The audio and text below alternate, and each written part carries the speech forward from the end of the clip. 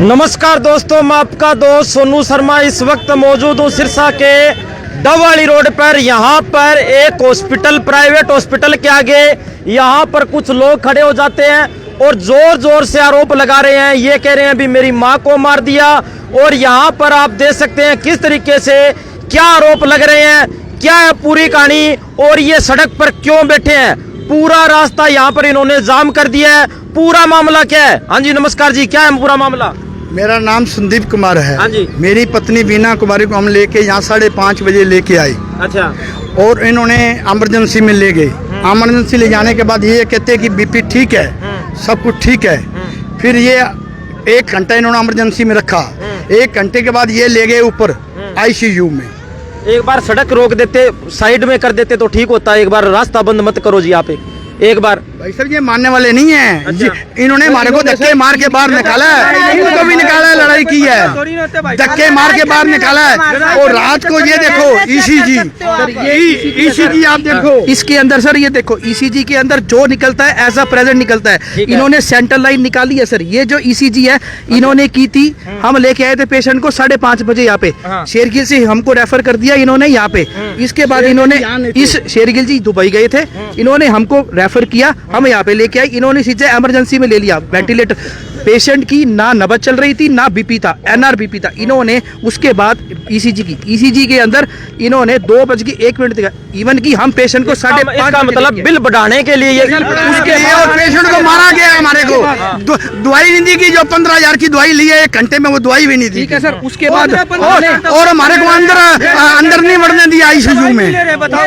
उसके बाद सर हम ये देखो बिल इसने 17,546 रुपए बिल बनाया और है ना मेरे पापा को इसने बेरहमी से मार दिया मारा गया। मेरी मिसेज को मारा गया, इसकी मम्मा को मारा गया। और सर ये देखो उसके बाद हमने इनको 11:30 बजे पूछा कि हमारी पेशेंट नहीं है। इतनी उम्र लिया सर।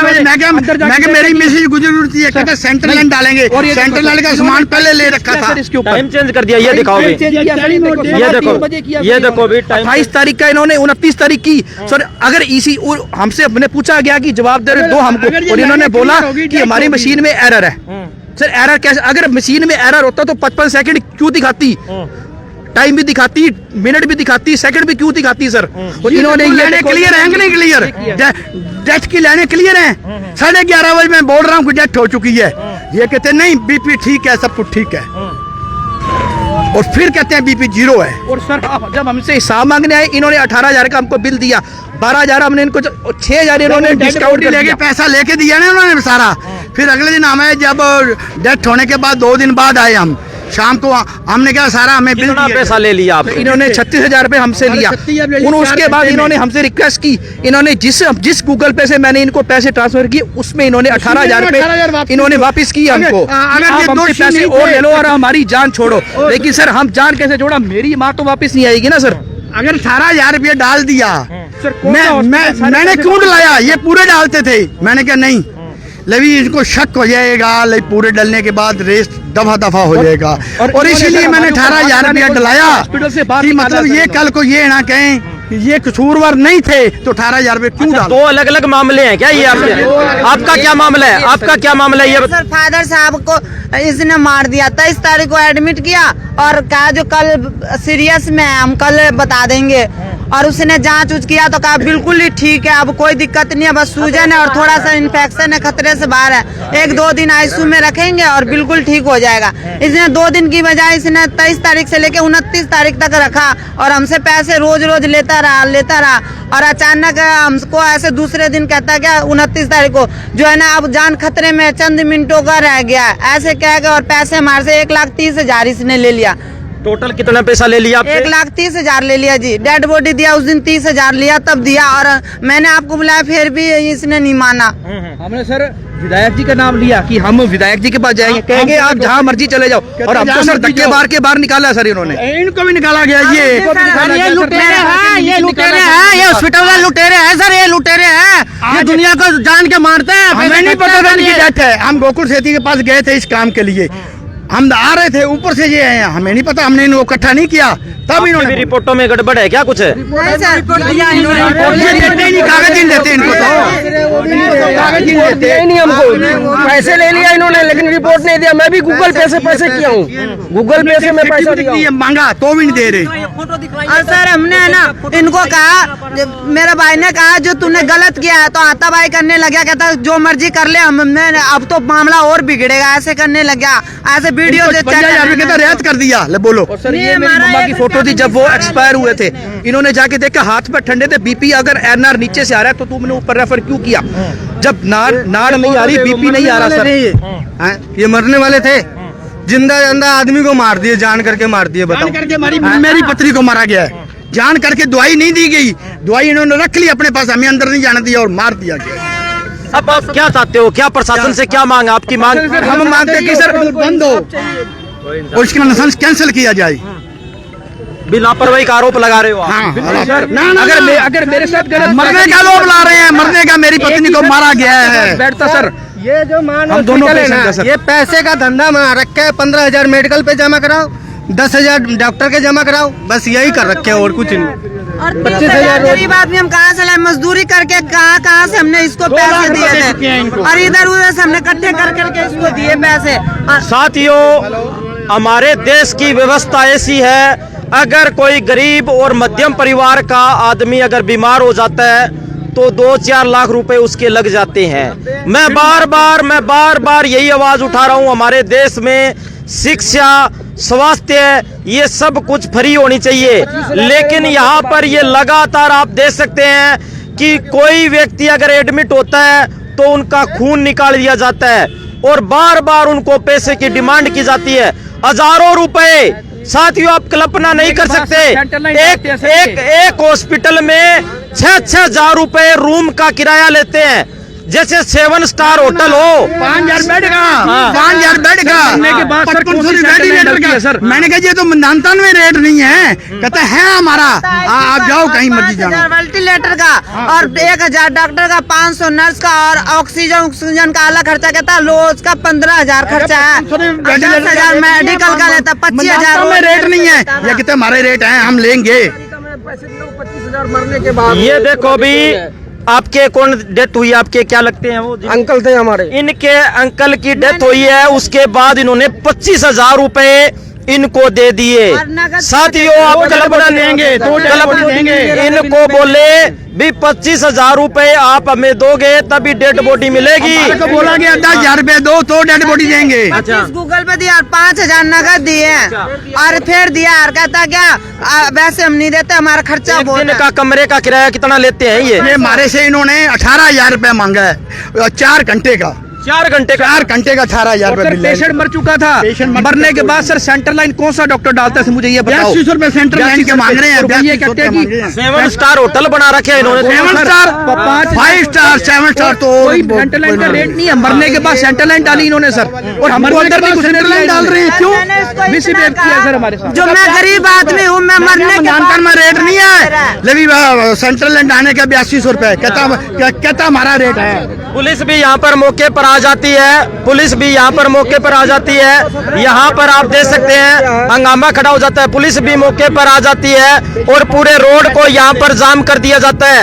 यहाँ पर हॉस्पिटल के ऊपर आरोप लगते हैं, एक दिन के 50 हजार रुपए इनसे लिए गए हैं। आप देख सकते हैं 30,000 रुपए रोज का खर्चा, एक दिन का खर्चा हॉस्पिटल वालों का है। आप कल्पना नहीं कर सकते। ये देखो यहाँ पर बहुत ही गंभीर आरोप लग रहे हैं। दिखा रही है, डेट चेंज कर रहे हैं, 28 की 29 कर रहे हैं, 3-15 कर रहे हैं। जब तक मेरी मिसी की डेथ 11:31 55 सेकंड पे हो रही है सर, तो ये टाइम के साथ ये छेड़ना कितना बड़ा जुर्म है सर। अपने चलो कोई नहीं, बातें करांगे। हाँ, डॉक्टर साहब को बुलाओ, बात करते हैं। तो आप देख सकते हैं यहाँ पर डायल 112 की टीम भी मौके पर आ जाती है, पूरा रोड जाम हो जाता है और यहाँ पर लोग आग बबूला हैं और इनका कहना है कि हॉस्पिटल ने हमें लूट लिया, हमें मार दिया, हमारे पेशेंट की केयर नहीं की और इसके साथ साथ हमारे पेशेंट को डेड कर दिया। तो सभी साथियों से गुजारिश करूंगा वीडियो को शेयर करें और यहाँ पर हॉस्पिटल के आगे हंगामा खड़ा हो जाता है। अब हॉस्पिटल के जो डॉक्टर हैं उनसे भी बातचीत करने की हम कोशिश करेंगे और पता करेंगे कि आखिरकार क्या है पूरा मामला, आखिरकार लोग क्यों हैं आग बबूला और लोगों ने क्यों किया है रोड जाम। यहाँ पर आप देख सकते हैं पूरा रोड जाम कर दिया और इसके साथ साथ बहुत ही गंभीर आरोप लग रहे हैं। आपसे टोटल कितने दिन एडमिट रहे आपके? सर हाँ 29 तारीख 23 तारीख से 29 तारीख तक एडमिट रहे जी। और 29 तारीख को इसने सुबह जवाब देने लग गया। उतने दिन से कह रहा था बिल्कुल तुम्हारा पापा ठीक है, जो है ना 1-2 दिन रखेंगे हम निकाल देंगे, थोड़ा बहुत है पलटी करके हम ठीक कर रहे हैं बस निकाल देंगे। और ऐसे करते करते लास्ट में इसने ऐसे कहने लगे हम पैसे 60,000 रुपए एक दिन में जमा कराएगा तो हम इलाज करेंगे तो नहीं करेंगे, अगर तुम्हारा हिम्मत नहीं है ना तो तुम्हें एम्स में रेफर कर देता हूँ या अगर हुआ मैं कहा सर आप 20,000 ले लो, मेरे पापा को रात भर ट्रीटमेंट करो बढ़िया, मैं सुबह सलाह बना के फिर बता दूंगा आपको कहाँ ले जाना। सुबह ये मुझे जवाब देने लग गया जो तेरे पापा तो अब है ही नहीं, बस चंद मिनट का रह गया और ऐसे कहने लगा। मैं कहा आपको रोज पैसे देता हूँ तब तक तो आप कह रहे थे बिल्कुल बढ़िया, और अचानक ही हम रेफर का नाम लिए तो आप ऐसे करने लग गए।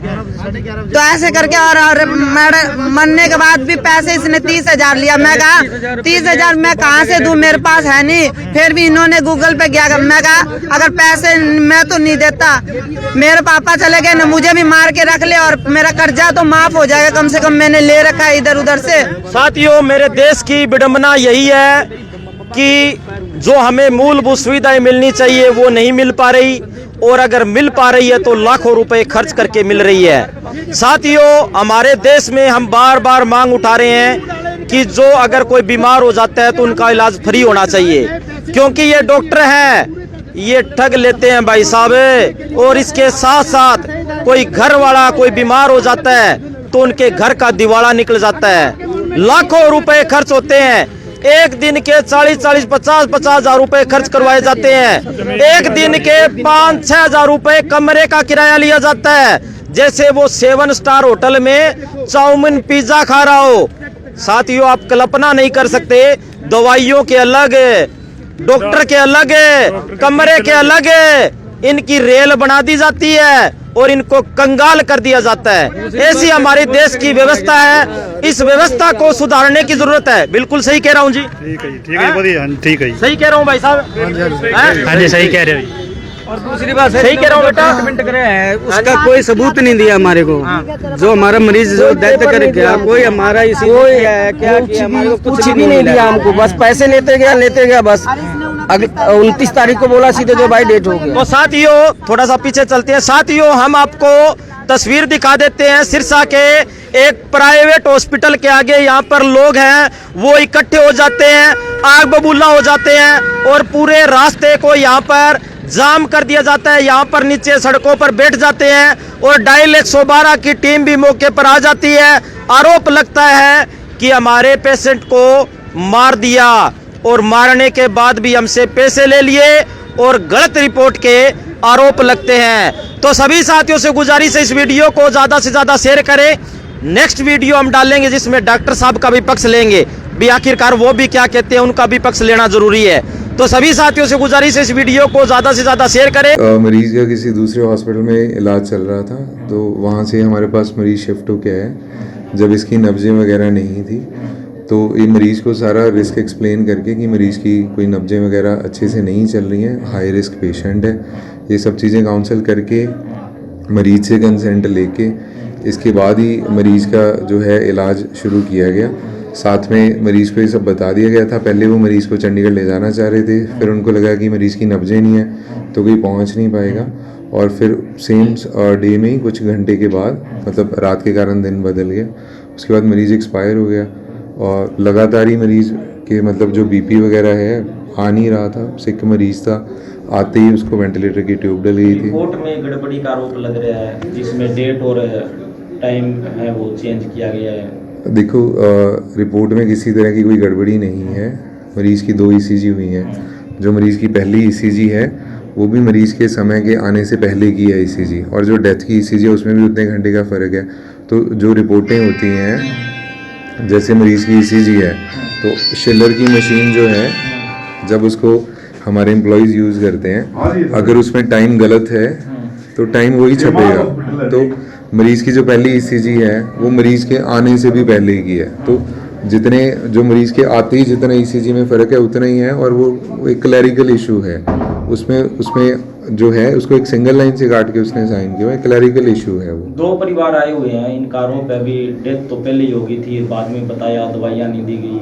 नहीं, ऐसा देखो, ऐसा कोई बात नहीं है। ऐसा अगर मरीज़ के किसी भी तरह का ऐसा है तो इसके लिए प्रॉपर मैकेनिज्म बना हुआ है, वो सिविल सर्जन को जाके अपनी कंप्लेंट दे सकते हैं। हम लोग अपनी वीडियो रिकॉर्ड जो एविडेंस है सबमिट कर सकते हैं। एक परिवार का आरोप है भी 15,000 की दवाई ले ली और 1 घंटे बाद कह दिया भी एक्सपायर हो गई वो दवाइयाँ की। दूसरा परिवार हमारे पास कब का इलाज है वो मेरे ध्यान में नहीं है सर। मेरे पास एक ही वीना रानी का जो केस है, और उसके बारे में यही है कि हमारे हिसाब से इलाज में किसी प्रकार की कोई कोताही नहीं हुई है। अगर मरीज़ फ्री है वो जाके सिविल सर्जन को अपना पक्ष रख सकते हैं, वहाँ पे कंप्लेंट फाइल कर सकते हैं, हम लोग अपना डॉक्यूमेंट्स जो हैं वो दे सकते हैं। वीना रानी की 11:30 बजे डेथ हो गई, उसके बाद आपने पैसे वीना रानी की जो डेथ का समय है वो 3:15 है।